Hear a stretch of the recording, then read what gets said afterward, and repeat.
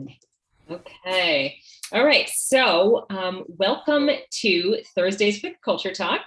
We are here live this week. We love doing these live. I'm Teresa Agresta, and Cynthia Forrestman, a friendly, familiar face, and someone many of you also know is joining us as our guest this week. So welcome to Brian Rollo, who has been a certified partner with Culture Talk for over 2 years.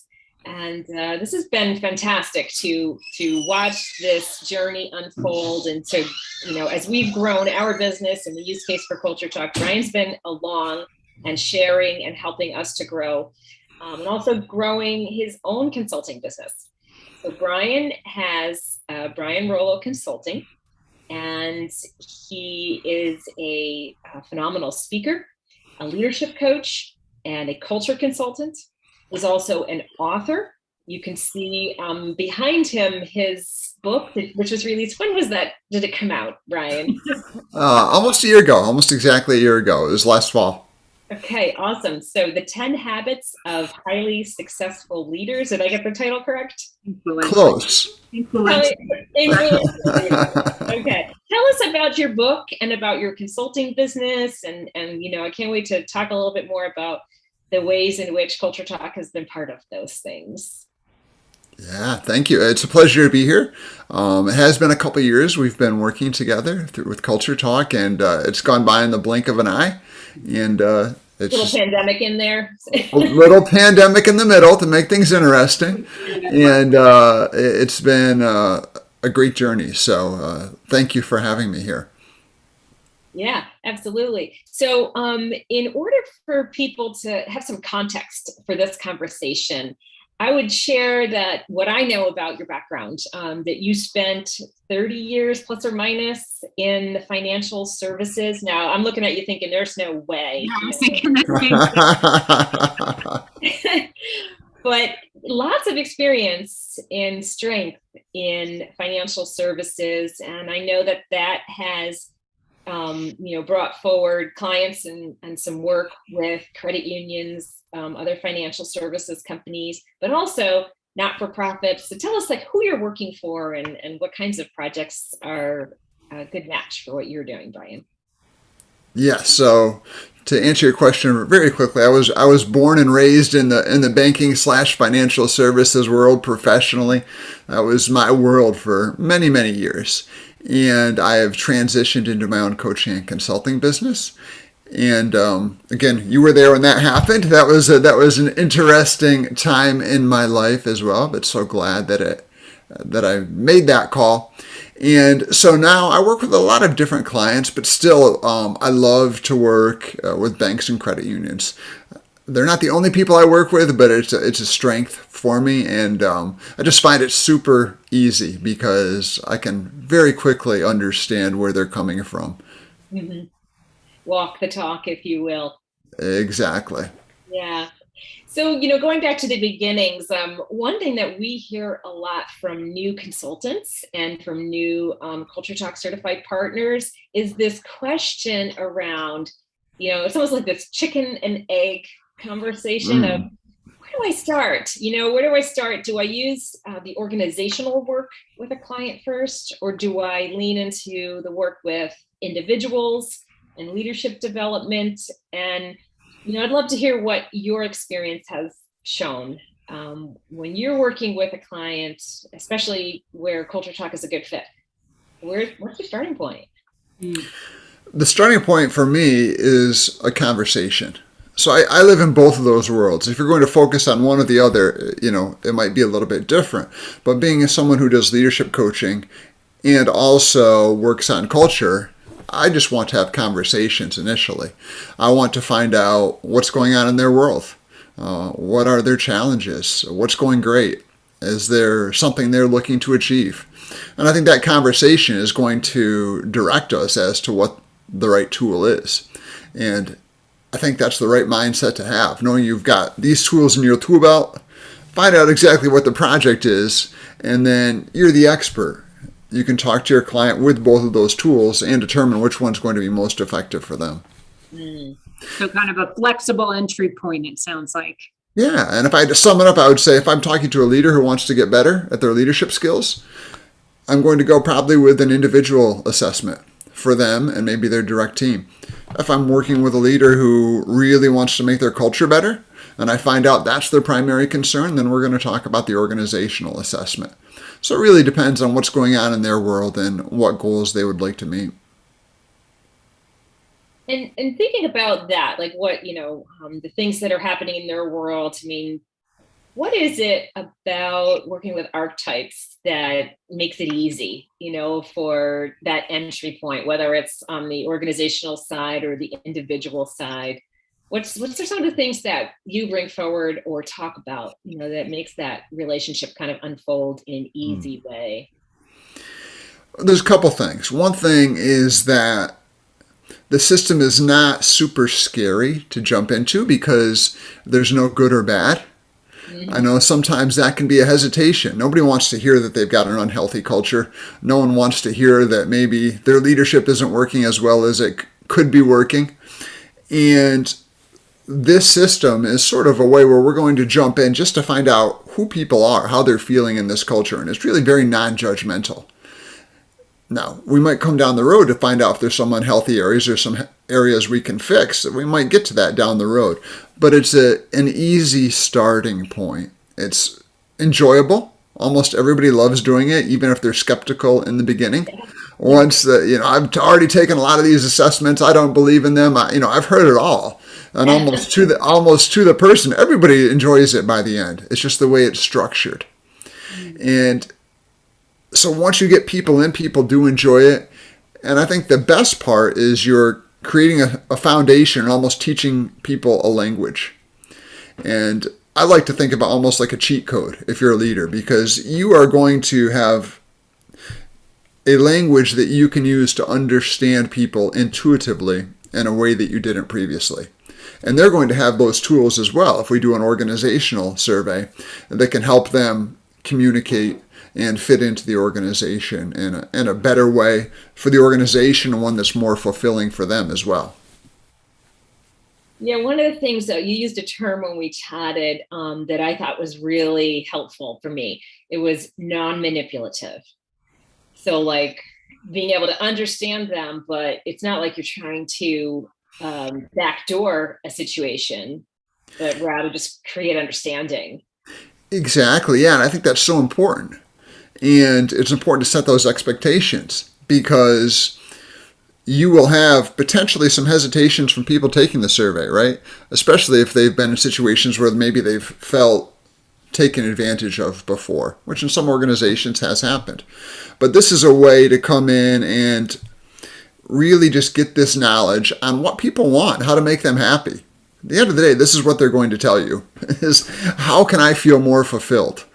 And you can then have that information to use in a very non-manipulative way because they've told you, this is what I want, this is what I need. And then when you're sitting down and saying, how can we make people happier? How can we make them like work more? How can we make them buy in? You don't have to guess because they've told you. You know what first of all, I love non-threatening, non-manipulative, and we're talking about the framework of archetypes or stories. But I feel like when you're saying, sometimes surveys do ask, what do you want? And I think it's like almost a hard question sometimes for people to answer when it's asked that way, versus this assessment that uncovers who they are. And when you can get agreement or buy-in that, yes, this is true for me, then we're by default starting to understand kind of what their motivational patterns are. Yeah.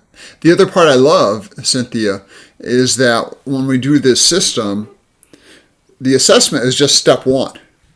And then we do something called validation, which I don't want to go into all the technical parts, but that's where we sit down with somebody and we explain everything, and they use their assessment results really as the beginning, but not the end, of their self-awareness.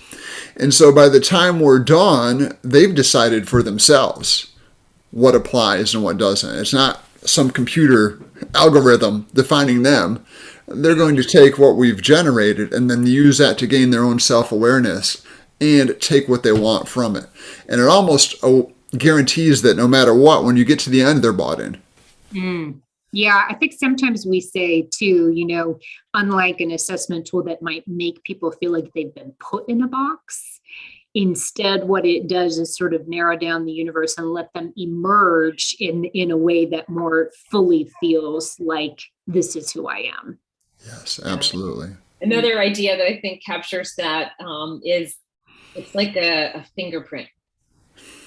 Because if you're using, boxes to count off, it's almost like we struggle with this idea of putting people in boxes from a diversity perspective. But when you can actually let them emerge in a unique way, like a fingerprint, then you've got a unique human being sitting in front of you. And I don't think you can ever look at them in the same way again once you hear their story and you have this, unique expression of who I am and how I'm showing up and how, back to your point, how do I like to be recognized and rewarded? I'd love you if you could share the story that you told me about the rewards and recognition program. I thought that was so important. Yeah, so I was working with a leader not too long ago, and they wanted some help putting together a rewards and recognition program. And of course, that can be sort of daunting in the beginning, especially in the current environment that we are in. Everybody wants to know how to keep their people. And this is what this manager was facing, and we had already done the assessments. So when she came to me and said, well, how do I do this? How do I put together this program? I said, you don't have to guess, They've already told you what makes them feel fulfilled. They've already told you what is most important to them. We've eliminated the guesswork. What you can do now is just take this, again, non-manipulative way. You've told me this is important to you. Well, let me give you that. So it really simplifies the game. And that's why I talk about it almost being like a cheat code. You're going into a test when you already have the answers. That's awesome. Yeah. And I'm gonna underscore it again, because it's just, you've said it in a way that I love. It's like, it's not like we've gone in and said, tell me what you want, which is the way some surveys are designed, right? And it's a hard question to answer versus helping you discover, where you're naturally drawn through a story that uncovers that deeper motivational aspect. I just love it. Which you may have a hard time, just putting your finger on, right? That direct question, it's kind of like, and then to make matters even worse, if the employees say, well, we want this, and they feel like they have to say something tangible, and the organization gives them that, well, then why are you still unhappy? Right? You don't know. And I guarantee you, I know exactly what's going to happen. Everybody who's been in corporate long enough knows if you give, people that question, what do you want? And they're going to look at their neighbor and say, well, what are you putting down? Nobody really knows until you address it. So coming out from the standpoints of the archetypes, it just really simplifies the game, and you just have to be the one to connect the dots.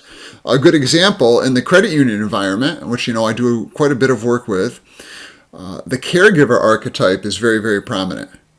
Right. And it makes sense. The credit union industry is built on helping people. It tends to attract people with that personality archetype, and also sort of convert people a little bit to that personality archetype. We could talk about nature versus nurture, but the fact is, a lot of people, not everybody, but a lot of people in that industry tend to have that caregiver piece of them.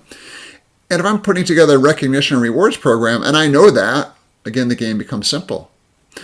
These people are going to be rewarded by seeing how we help people.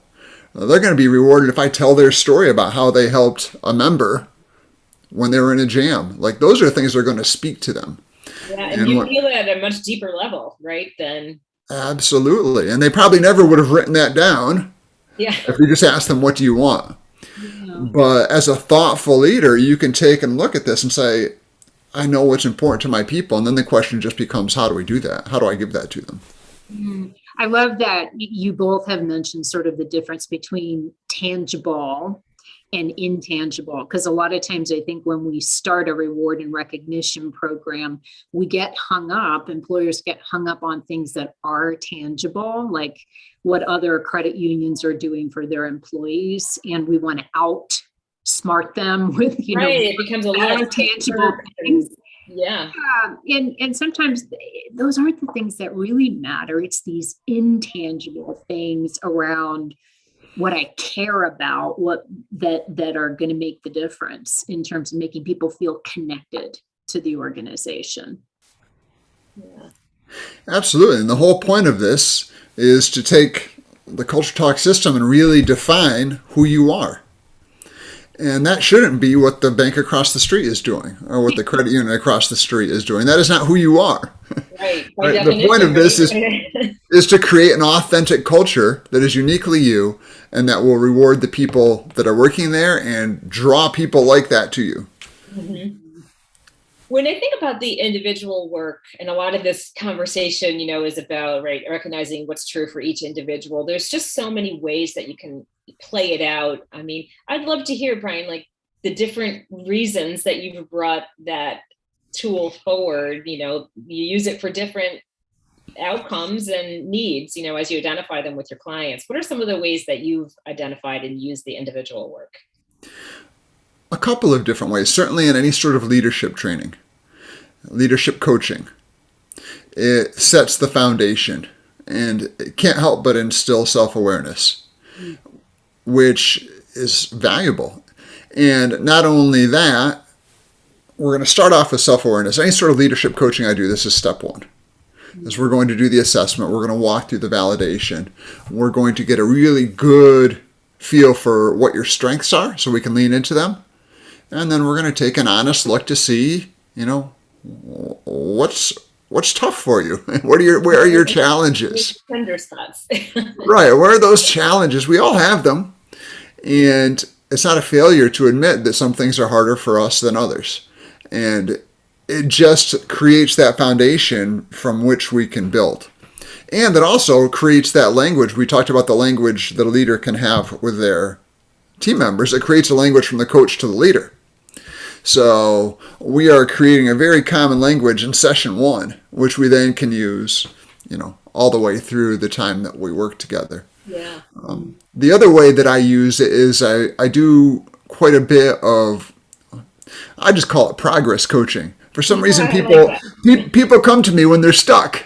Yeah. And I never really advertised it until recently, but people would do that. And I think maybe it's because I left corporate to start my own company. And they think, oh, maybe I can do things that I didn't think I could. Maybe Brian can help me with that. And so it's great for that too. Because again, we're going to create that self-awareness.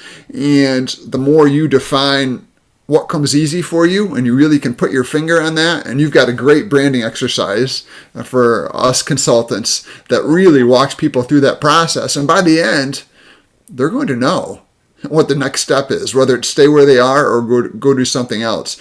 You can't help but be guided to that outcome. When you're being honest with yourself, right? When you're being honest with yourself. And when you've got and when you have, when you have a coach that is skilled to walk you through it. Much more so than probably if you're going to tackle something like that on your own. I love that you, in talking about having a language, you're saying, hey, this leader that I'm working with in their organization now has a language in the organization, but also you as a coach working with people have a language that, you can both get into the same conversation around. Just kind of cool to see it, be relevant in either case. I could be talking, and we're going to get into the weeds here, but I could be talking to, for instance, a sage, and they've got a program coming up and a change coming up, and that's a little tough. We might need to lean into your explorer a little bit. And he knows, boom, exactly what I'm talking about because we've created that language, and it just makes it easier for the coach, but also bring you to your goals much, much quicker. Yeah. Yeah. And what I love about that is if you say something like we might lean into or shift or, they're still the one doing the work. You're not telling them, it's so hard as a coach to not lead someone, but to provide them the space to make that, those choices and decisions. And so by giving them this framework, it provides some parameters within which is still not leading them, but it gives them some clarity and a smaller box or a smaller sandbox to play in. When I'm operating from the coach level, I will tell all my clients, I'm the catalyst, not the change agent. Like, I'm going to hopefully give you a spark. I'm going to show you the path. I'm not going to drag you down it. Light a little someone. That's what I heard. I like the visual of the spark much better than the dragging. Exactly. I can't. Usually by the time we've got there, they're motivated enough. And this knowledge that we're going to learn together, the self-awareness, is going to really give them the tools to keep moving forward. Take us on the next step on this journey. I mean, we often think about this and we teach it from a perspective of individual, then team, and then organization, right? So on the trajectory of going from knowing myself, what happens next in relationships and teams, and how have you seen the work with the individual assessment ladder up in those situations? I think that, again, it depends on the goals, but for teams, what I like to do, I think if I'm working with a company that has a culture change or just wants to define their culture a little bit, one of the best ways that I've found to do it, and this is from our friend JP, who is a genius, and he really helped me with this, along with the help you've given, is, determine our archetypes, determine what comes natural to us, then figure out what we believe based on that. Once we figure out what we believe based on that, how can we turn those into behaviors? And because that really will take something that starts very ethereal and fuzzy and turn it into something very practical. If you walk through that process, by the time you're done, you'll say, oh, this is how we should be behaving. This is how everybody should behave if we want to have a healthy culture that's authentic to us. And so the assessments are the start of that. And then at the end, if you keep walking down that progress, at the end, you're going to have something that's very tangible and at the same time, very authentic. I like that idea of it not being ethereal. Because I think that a lot of times you hear, whether it's somebody stating their own goals or whether an organization is stating its, using mission, vision, value statements, so watered down oftentimes, and it's intangible. You can't really point to, well, what do you mean by that? So I love some of those techniques that make it real. Right. Yeah. I also think we talked about this on a couple of other lives that we've done with other partners, this idea that if we measure and understand our archetypes, that's going to give us so much information about what we value, right? Like if we measure our behaviors, that tells us something about what we value. And to your point, at that point, we can formalize it. These are the things that we valued. We took a measurement around that. Versus, I think when it becomes less practical is when we just sort of pull values out of the air, and it's when they start to sound, like everybody else's values.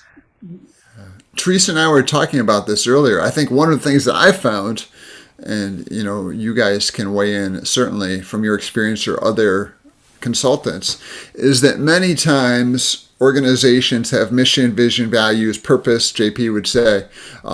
They're very aspirational. They sit around and say, well, it would be great if we were this. Let's write this on the poster. This would be fantastic. And then they put up the poster and they say, this is what we are. But it's not necessarily what you are. It's maybe what you wish to be, which is great, but it's important to know the difference. Because otherwise it is not going to feel real to people. They're going to see it, sort of roll their eyes and go back to what they were doing. And I think what the CultureTalk system does, again, in a very non-judgmental way, it will tell you where you are. It'll give you that data. And from there, you can address all these aspirational things you want to get to. Yeah. But it's really important to know where you're starting from. Yeah, what's the gap between who we are and who we say we are. We had Teresa did a talk last week a little bit around employment branding and talking about how we can post something on our website, but then if we look at the Glassdoor reviews, people are, to your point, rolling their eyes. You know what I mean? Because they've read all that aspirational content and they got there and it didn't feel that way. It didn't prove out. It didn't, that wasn't their experience. And the lived experience is the culture. Yeah, absolutely. And I think also, when you uncover the gap, then you can align the aspirational culture with a pattern. So if we're not there today, we know, much more strongly because of that shared language we've been talking about, we have a much clearer idea of how do we close the gap.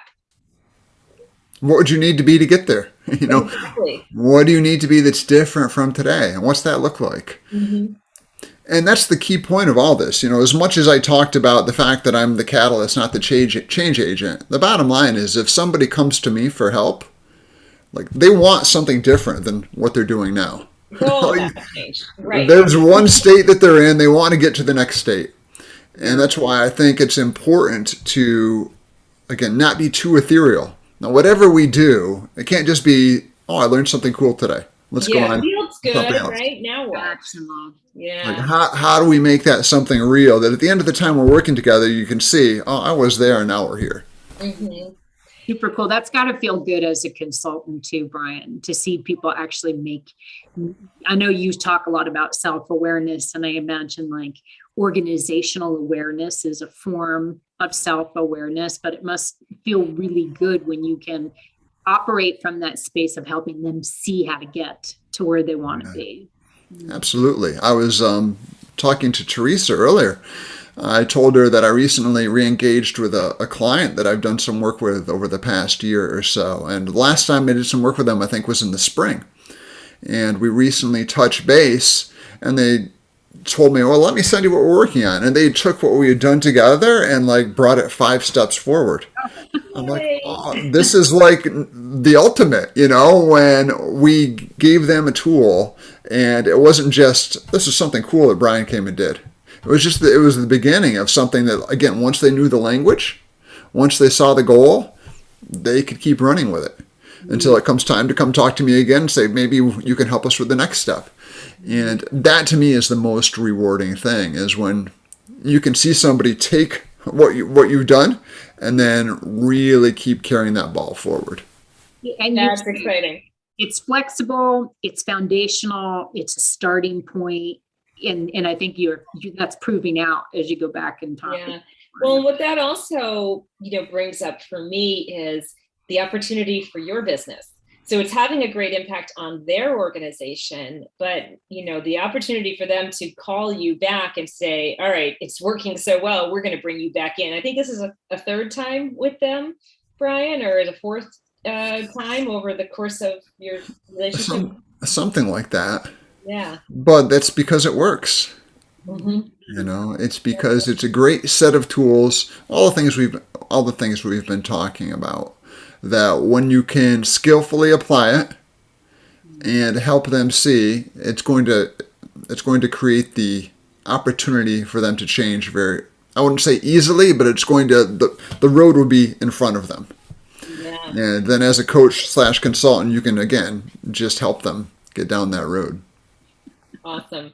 Well, it's exciting for us to see the tools and the assessments in the hands of someone like you who is out there, really able to help with those transformations. And so it's that, one step at a time, watching the work that we're bringing forward take root.